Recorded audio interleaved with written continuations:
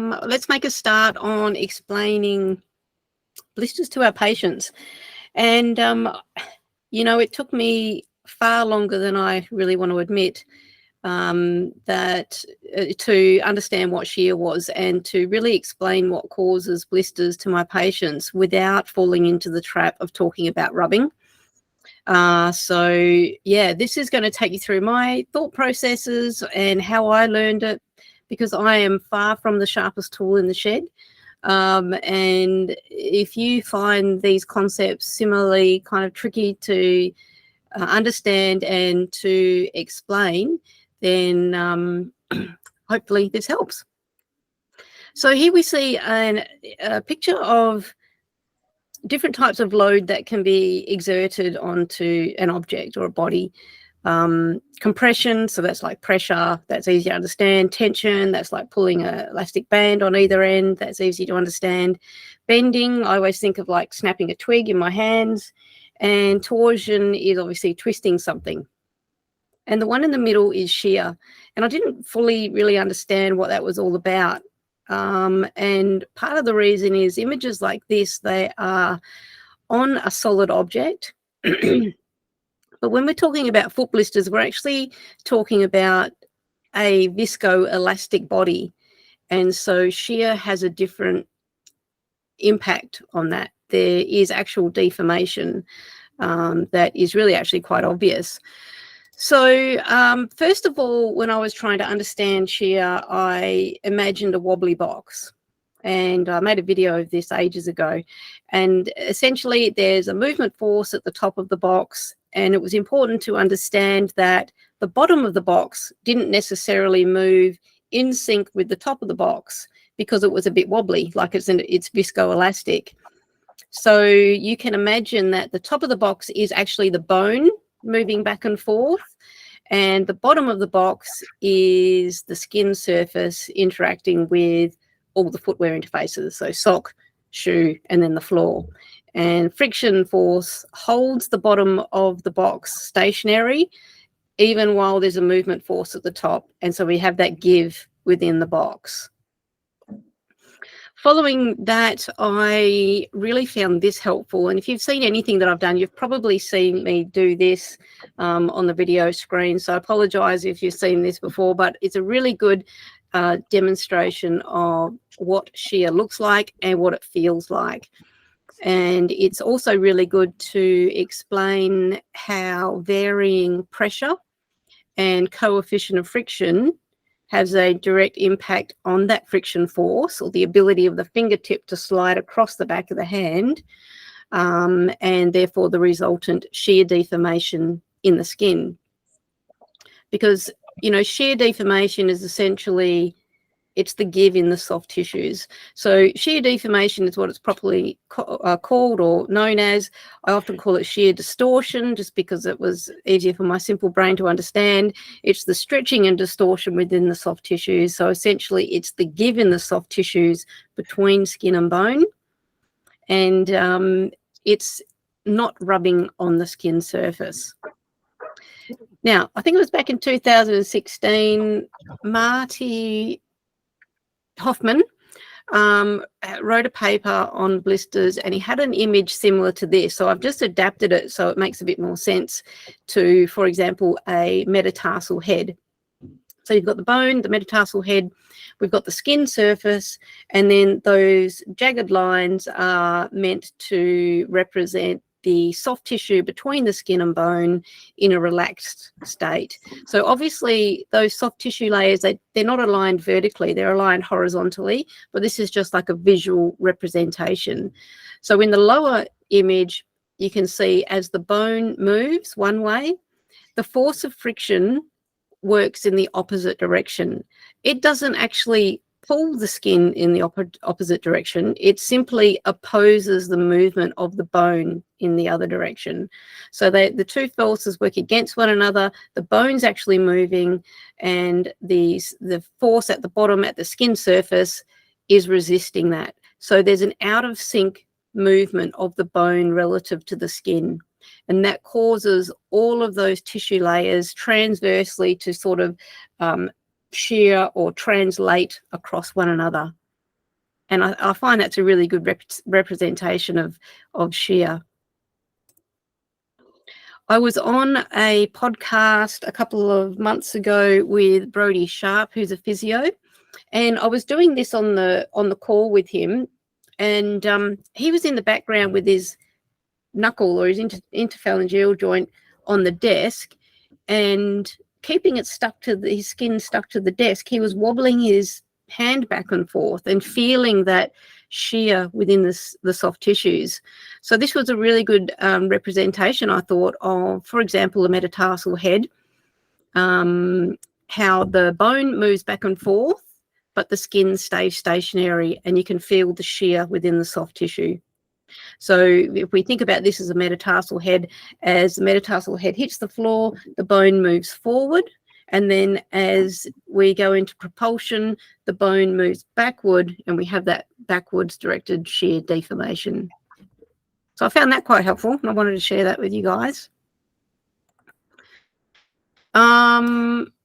And I popped into work on the weekend because I wanted, for the purposes of this call, I wanted to kind of show you how I explain shear to my patients so that they really understand what's going on.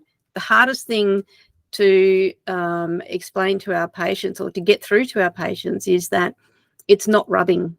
All of us are hardwired to think blisters are caused by rubbing. And we don't fully understand the difference between friction and rubbing. So let me just unshare. So we'll stop sharing that. And we will share this. And I'll just press play in a sec. Here we go. Hi guys, it's Rebecca here from Blister Prevention. I'm just going to show you how I explain blister causing shear to my patients so that they actually get it. Most people think blisters are caused by this, which is rubbing, but blisters are actually caused by this, and this is called shear. Shear isn't rubbing on the skin surface, it's more like rubbing under the skin surface. But things can't actually rub under the skin surface because all of those tissue layers are connected. And that's why we call it shear, not rubbing.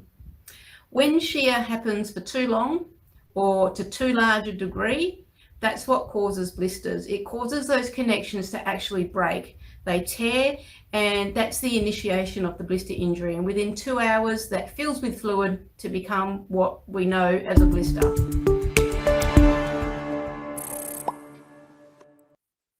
Okay, let me just share the presentation again. Bear with me. Tab. Okay, so from that, it leads into an easy conversation about the fact that, it's not rubbing, it's actually the stretching within the skin. So it's more like rubbing under the skin, not rubbing on the skin surface. And from there, it's easy to relate how taping isn't the cure all for blister prevention, as a blister prevention.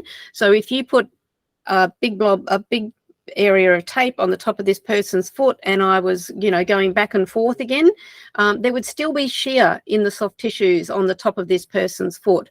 Yes, they might be diminished a little bit because we're spreading shear load, but it's just about more helpful for podiatrists to get our heads out of the taping sphere and into the whole array of preventions that can be implemented that are more effective than taping. And we can talk about the pressure and the coefficient of friction, describe how that how lubricants work and that kind of thing. So it's really just the beginning of the blister conversation, and sometimes the hardest thing is to get that blister conversation started without having to talk about rubbing on the skin. So I hope that you find that helpful. Also, that poster in my treatment room, that actually stimulates a lot of conversation about blisters from people who are just seeing me for just general treatment. And I can easily do this exact same thing on the top of their foot while I'm doing whatever else I'm doing. And so it's an easy way to talk blisters while we're doing other things, because often people don't come in just for blisters. So the posters are really a great little thing to have too. When we think about shear and we're thinking about the blister injury, it's a mechanical fatigue. Okay, so mechanical fatigue in the epidermis, specifically the stratum spinosum. And what I imagine in my mind's eye when I think about shear and I think about the bone moving and the skin staying still, is all of these cell layers translating across one another. And in so doing, those little green connectors called desmosomes, they're all put on stretch. And depending on how, like the magnitude of that stretch, or depending on how repetitive that shear is, and therefore how much they are stretched, that actually creates the mechanical fatigue. So those connectors, they fatigue and break. That creates a void. Fluid fills that area, and it takes up to 2 hours to form the actual blister. So the blister injury is done. You don't automatically get a blister straight away. It can take some time for it to fill with fluid. Doug Ritchie's and my paper, the first paper on the blister causing paradigm, we proposed two more accurate definitions of what causes blisters. And so the one on the left is more for lay people, the one on the right maybe for practitioners and more scientifically minded people. So bear with me while I just run through this. Blisters are a tear under the skin surface. Now that's an important distinction to make, because our patients think that they're rubbing, and so it's a superficial to deep wear injury, which it's not. That's what an abrasion is. So they're a tear under the skin surface caused by the skin and bone moving out of sync. As the bones move within the foot with each step, which is completely normal, and that's the way it normally has to be, the skin does not immediately follow.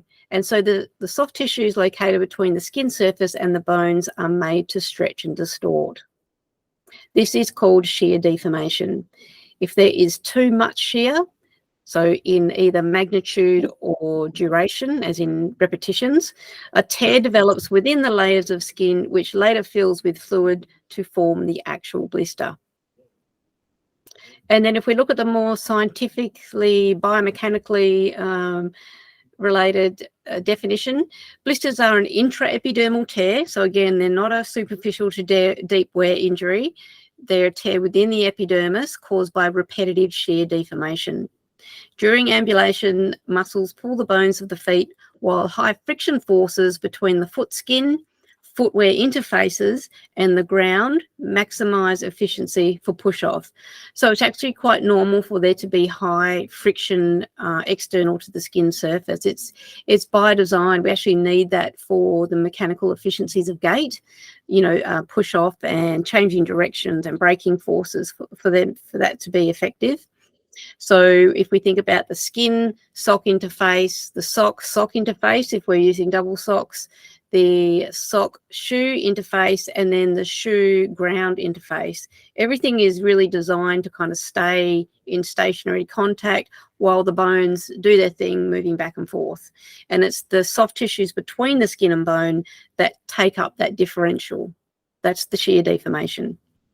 So motion of bones relative to stationary skin creates shear deformation within the tissues beneath the skin surface.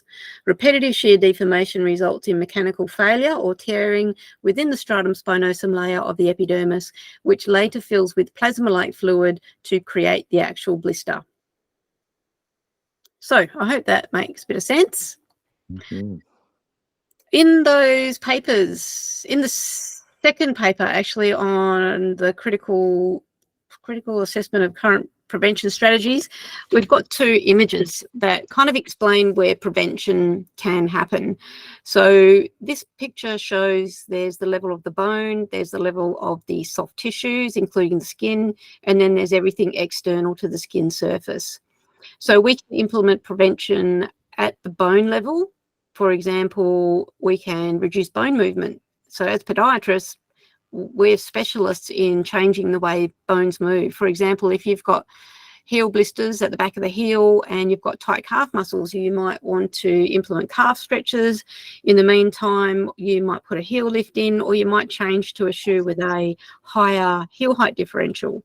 So all of these things will change the pull of the Achilles tendon at the calcaneal insertion. We have what we can do at the soft tissue, within the soft tissue layers, and that is essentially what we get from training by increasing our loads incrementally.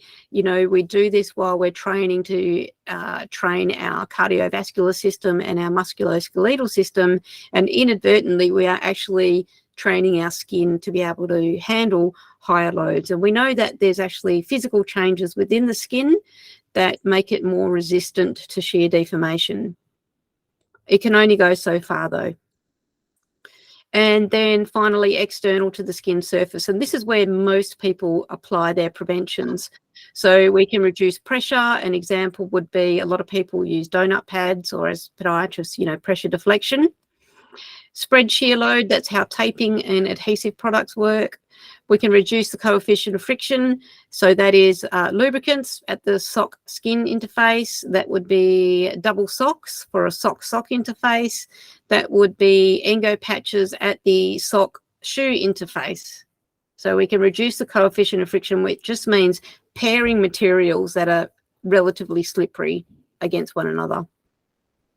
And we can add shear absorbing materials. An example would be the gel from gel toe sleeves, undergoes shear itself, and it can be brilliant for a lot of toe blisters. Not all of them, but a lot of them. And this is my favorite. I think this really explains blister prevention mechanisms in a really good way. So top left, we've got we can reduce the number of shear repetitions. Technically, this is a blister prevention strategy, but essentially it means not walking as far or running as far, which isn't particularly helpful to anyone. So really, we leave that one to the side. We can increase on the top right, we can increase the skin's resilience to shear. So this is what we do with training, as I already explained. And most of the things that we do to prevent blisters exist in the middle one, which is we're reducing the magnitude of those shear distortions.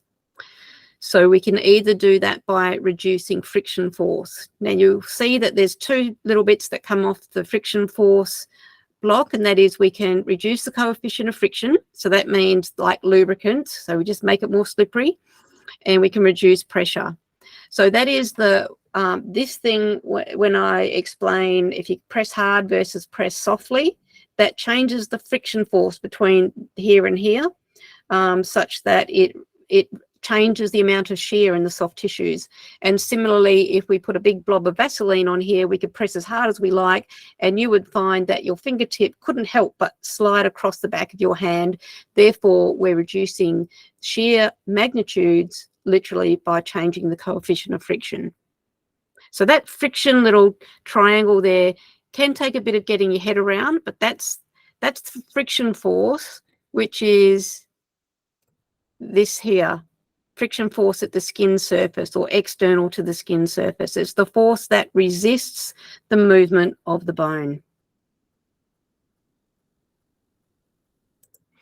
Getting back to this one, we can use shear absorbing materials, Spenco insoles, gel toe sleeves, for example. These materials undergo a bit of shear within the material itself, thereby reducing the amount of shear that has to happen within the skin.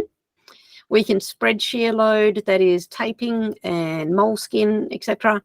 And we can reduce bone movement. All of the things that podiatrists do, and yet this bone movement is completely neglected as far as the blister prevention strategy is concerned. But as podiatrists, this is our forte. We're doing this all day, every day. We just don't realise that we can apply it to blister prevention. The less that bone moves, if it's excessive, then you know the reduced shear magnitude we're affecting. So that is that. Now I'm going to get onto the questions that we got in. And the first one came from you, Dan. Thanks for joining. Now you're from a wilderness medicine kind of background? Yes, I teach wilderness medicine for an outdoor school in the U.S. called NOLS, N-O-L-S. Wonderful. Excellent. Okay, so if you could boil it down to 3 things for prevention, what would they be? Well, if I get a bit less helpful, you could talk about the 3 layers of prevention and how we can implement them. We could talk about these 3 things, but I suspect what you're wanting from me is something a bit more practical. So the way I think about blister prevention is there are just basic things that, to me, go without saying, but sometimes it should be said. So that is really well-fitting shoes. That just goes without saying. If you can't get good fitting shoes, you're just making things unnecessarily difficult for yourself. But then some people can't get perfectly fitting shoes. Let's say they've got a bunion or a Haglund's deformity, for example. But we need to maximize shoe fit so it's as good as it possibly can be. Firm lacing, just so the foot is staying put within the shoe. Moisture wicking socks, again, you know, at least what we don't want to be doing is adding to the whole excessive moisture scenario. So moisture wicking socks are a good idea. Thick socks and some other you know, obvious, just common sense approaches. Then there's the standard things that most people have tried already. So taping and moleskin. So these things spread shear load across a larger area. I'll just explain that in case you haven't seen me explain that before. So when I do this on the back of my hand, we've got shear load in the back of my hand. If I put tape right across the back of my hand and I did the same thing, I would still experience shear in the soft tissues under on the back of my hand. However, what would happen is, instead of it being really pinpoint, it being like a bony prominence where that shear is peaked, where the peak shear is, we're kind of, it's now pulling like that, because assuming it's a rigid tape, of course, it's pulling on a larger surface area, thereby we're reducing shear at that bony protuberance, or we're reducing peak shear at that specific location. So that's how taping and moleskins work. Theoretically, a stiff or rigid tape is going to work better than a flexible one in that way.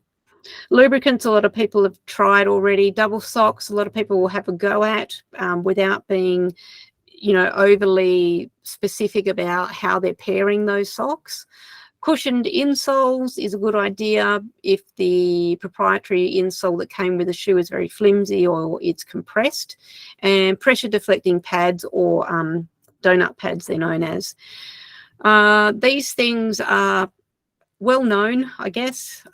People have dabbled with these already. But it's important to understand that a lot of people can do these things and they can implement them well, but still get blisters. And that's when we move on to the more advanced things.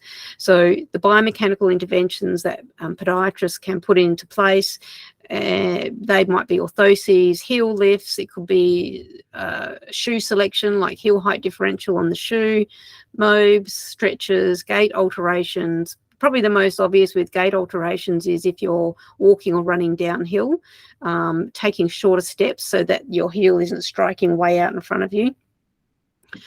And then we've got things like toe props. And when we get into this, we're talking about really anatomically specific locations. We're not just addressing blisters globally over the whole foot. We're just trying to combat blisters at the point where they're a problem. So toe props can be good for some blisters, and wedges, engo patches, they attach to the shoe, so they just address friction levels at the shoe sock interface at that location. And so we leave friction levels as they are everywhere else and just deal with it where it's a problem. And that's a really good way of going. And the gel toe protectors. So does that help, Dan? Definitely helps. I really appreciate it. Yeah, no worries.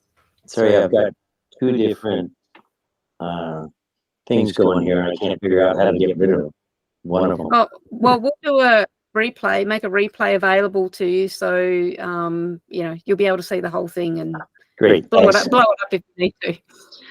All right, moving on. Sharon asked, what's the best way to prevent blisters and identify hotspots? Well, we've kind of gone through that a lot, Sharon, already, but one thing I will add to the equation is to identify where you're going to get blisters before they happened. There's more that's predictable about blisters than is unpredictable. And really, our blister history is the most valuable thing that we have in identifying how we can stop blisters before they even happen. Essentially, if you are embarking on something that's a bit more than usual and you're wanting to prevent blisters, then just assume that you're going to get a blister in any area that you've ever had a blister before. There's obviously something about the anatomic location that makes it predisposed to blisters. The bone might stick out more, or the way the bone moves, etc. Just expect those blisters and find out the best preventions for those blisters and have them in place before you even start. That is the best way to approach blister prevention. It also means that you have to carry less stuff because you've already got, for your most blister susceptible areas, you've got your preventions in place. And that can be really handy when you're going on hikes where you have to pack light. Yeah, but of course, always take a blister kit because things can happen. And you need to know how to implement prevention on the fly if it is a new blister area. If you were to ask me, apart from blister history, which is so easy to understand because your patients will tell you this, yeah? So we don't even really need to look, or we just need to know what questions to ask. The other thing that is very likely areas that will blister will be anywhere where you've got a callus. Callus and blisters are caused by the same thing, that is repetitive shear deformation. Calluses are the chronic manifestation, blisters are the acute manifestation. So as well as understanding the relevance of your blister history and taking all of those blisters out of the equation, anywhere that you've got a callus, it's not just about removing the callus and that will mean that you won't get a blister. The callus is an indication that shear load, repetitive shear load is happening at that location. And if you ramp up your activity levels all of a sudden, that area is going to blister. So I hope that helps, Sharon. Question 3 from Helen, how can a sports person prevent blisters? Again, I think we've kind of answered that to a pretty large degree, but when someone comes in and, you know, they've done the basics and they have done some of these standard things that are well known and they're still getting blisters, it's time to get anatomically specific. So think about how the bone is moving in that area. Think about how you can address friction levels at that area and implement shear absorbing materials, for example. So when an athlete has got a blister and they've failed to be able to really get on top of it, they're coming to you to get this advanced advice on blister preventions. So if you need a hand with any of this, like understanding how, you know, what the best preventions are for these areas, then that's what Blister Prevention University gives you. It goes through all of these anatomical locations, tells you why we get blisters in that area. For example, blisters on the top of the toes, it could be because there's a hammer toe, therefore it can be fixed or flexed. You can have extensor substitution, which draws the toes back on the top of the shoe during swing. So it goes through all that kind of stuff and tells you what the best prevention is. And it also goes through all the blister prevention strategies and outlines their mechanism of action, their pros and cons, and which blister situations or locations it's going to help most with. So, yeah, Blister Prevention University. Ellen says, what's the best treatment for athletes? Well, so we're getting away from prevention now. We're talking about treatment. The blister treatment equation is something that is so important to understand because blister treatment is more than first aid. So it's not just betadine and a Band-Aid, job done. I mean, while that might prevent infection, which is important, it's not going to make that blister feel any better when you put your shoe on and you've got to start walking again. So we've got to implement the prevention at this point, and the prevention is the thing that negates the blister causing shear. So we've got a blister already, but the last thing we need is for that bone to be moving back and forth while the skin remains stationary, and all of that already torn tissue is being torn further because of the shear. So we've got to implement a really good prevention. So first aid plus prevention is proper blister treatment. So it always comes back to prevention. So important. I've got this handout that you can print off and give to your patients or your students in your class that goes through the stages of blister management. So the first 2 are blister prevention. The last 3 are all about blister treatment.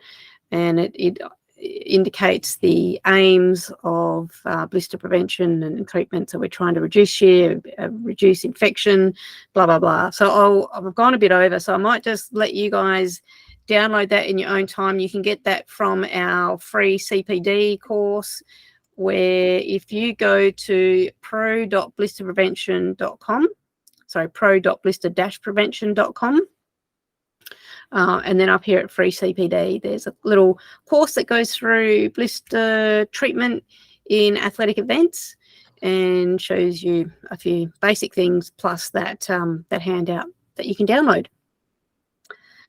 So are there any further questions on that? I might just pop that URL in the chat.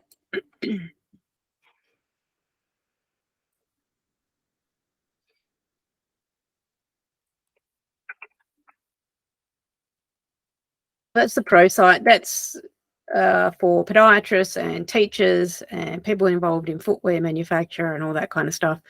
You'll learn heaps about blisters there. So if that is all, I'll just give you a moment to lodge any questions.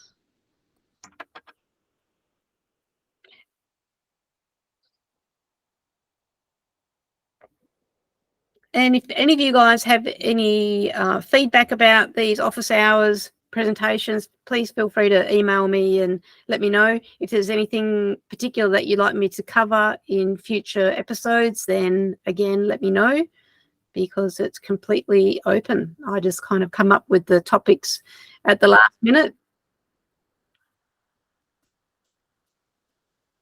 Another question, Dan? Yes. I don't know if it's going to take you too much time. If somebody has a blister and it's growing, what would your suggestion be for dealing with that? Oh, so like to lance it or not to lance it? Yeah. Look, I'm in favor of lancing, just because, you know, if you're in an active situation, and if there's a lot of blister fluid, if it's in a weight-bearing area, if you really can't implement great prevention, then we just know that it's going to spontaneously pop itself. And in doing so, it's done that in an uncontrolled and kind of grubby environment, which really opens it up to infection.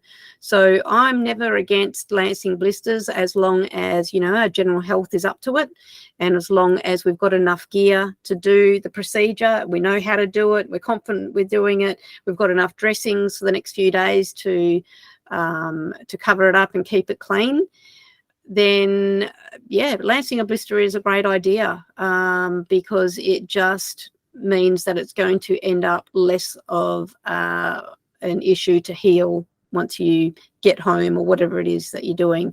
So lancing is a good idea. You need something sterile, obviously, then just an island dressing, like essentially a Band-Aid, and changing the dressing and the antiseptic, you know, maybe twice a day if it's an active situation, and really you're just monitoring for infection.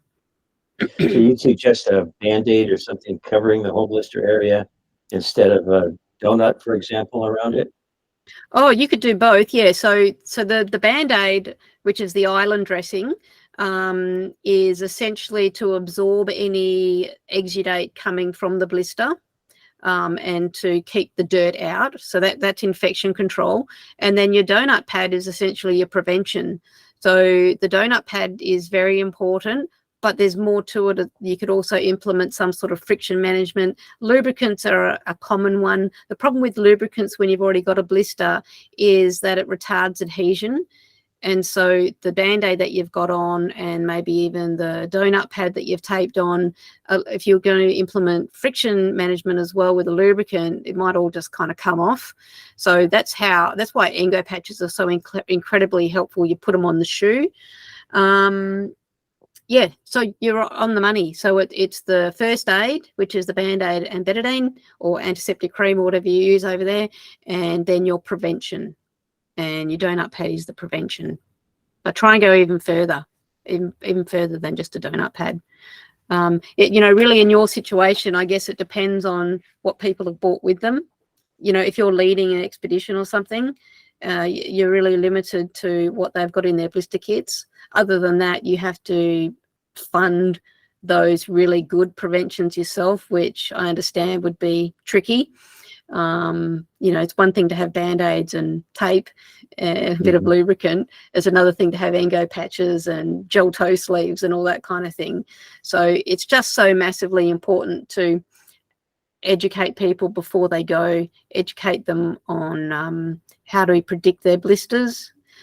That's their blister history and anywhere where they've got calluses. And then if you wanted to take it further than that, it would be a visit to the podiatrist, because the podiatrist will have a look at their foot structure and function and figure out what's going on with the bones under the skin, and they might be able to identify even more blister locations. But if you just cover off blister history and calluses, that's more than 3/4 of the way there.